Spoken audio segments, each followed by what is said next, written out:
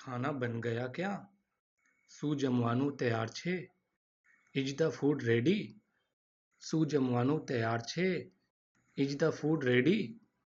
બસ રોટિયાં બનાવવાની બાકી હૈ. બસ રોટલી બનાવવાની બાકી છે. Just rotis are left to make. બસ રોટલી બનાવવાની બાકી છે. Just rotis are left to make. और कितनी देर लगेगी? હજુ કેટલો સમય લાગશે? How much longer will it take? હજુ કેટલો સમય લાગશે? How much longer will it tech?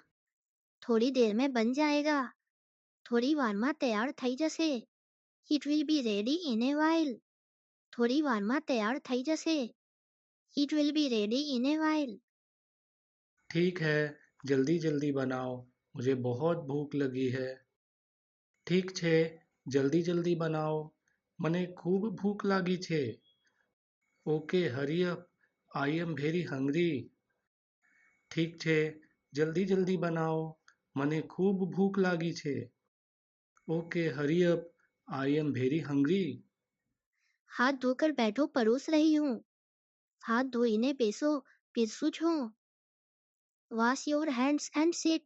I am serving. હાથ ધોઈને બેસો પીરસું છું. Wash your hands and sit. I am serving.